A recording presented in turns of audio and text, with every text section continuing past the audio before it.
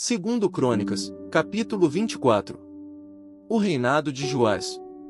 Joás tinha 7 anos de idade quando se tornou rei, e reinou 40 anos em Jerusalém. O nome de sua mãe era Zíbia, ela era de Berseba. Joás fez o que o Senhor aprova enquanto viveu o sacerdote Joiada. Joiada escolheu para ele 2 mulheres, e ele teve filhos e filhas. Algum tempo depois Joás decidiu fazer reparos no templo do Senhor. Ele reuniu os sacerdotes e os levitas e lhes disse: vão às cidades de Judá e recolham o imposto devido anualmente por todo Israel, para fazer reparos no templo de seu Deus. Vão agora mesmo. Os levitas, porém, não agiram imediatamente. Por isso, o rei convocou Joiada, o sumo sacerdote, e lhe perguntou: por que você não exigiu que os levitas trouxessem de Judá e de Jerusalém o imposto determinado por Moisés, servo do Senhor, e pela Assembleia de Israel para a tenda da Arca da Aliança? De fato, Atalha, aquela mulher ímpia, e os seus filhos tinham arrombado o templo de Deus e tinham até usado os seus objetos sagrados para cultuar os Baalins. Então, por ordem do rei, fizeram uma caixa e a colocaram do lado de fora, à entrada do templo do Senhor. Fez-se então uma proclamação em Judá e em Jerusalém para que trouxessem ao Senhor o imposto que Moisés, servo do Senhor, havia exigido de Israel no deserto. Todos os líderes e todo o povo trouxeram com alegria as suas contribuições, colocando-as na caixa até enchê-la.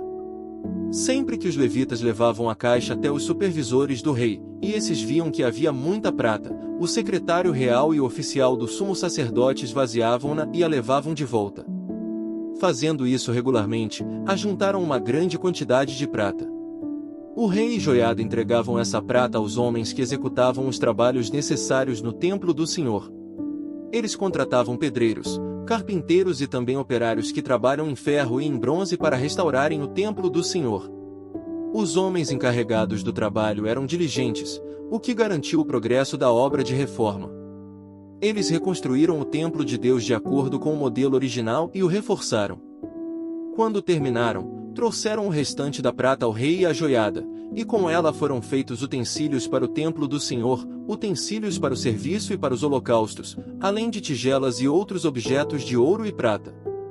Enquanto Joiada viveu, holocaustos foram apresentados continuamente no templo do Senhor.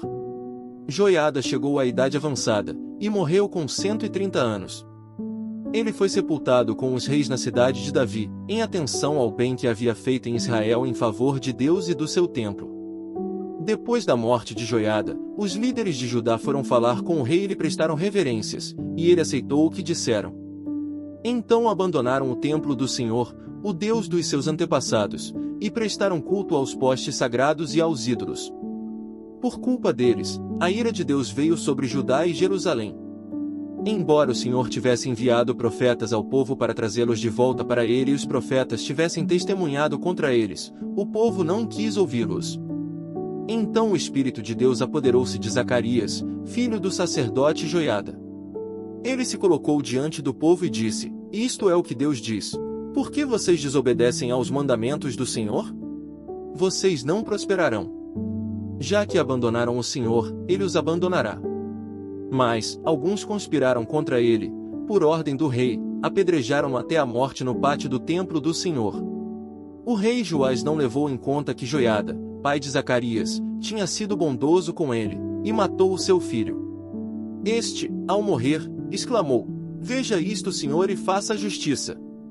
Na virada do ano, o exército arameu marchou contra Joás, invadiu Judá e Jerusalém, matou todos os líderes do povo, e enviou para Damasco, para o seu rei, tudo o que saqueou. Embora o exército arameu fosse pequeno, o Senhor entregou nas mãos dele um exército muito maior, por haver Judá abandonado o Senhor, o Deus dos seus antepassados. Assim o juízo foi executado sobre Joás. Quando os arameus foram embora, deixaram Joás seriamente ferido. Seus oficiais conspiraram contra ele, porque ele tinha assassinado o filho do sacerdote Joiada, e o mataram em sua cama. Assim ele morreu e foi sepultado na cidade de Davi, mas não nos túmulos dos reis.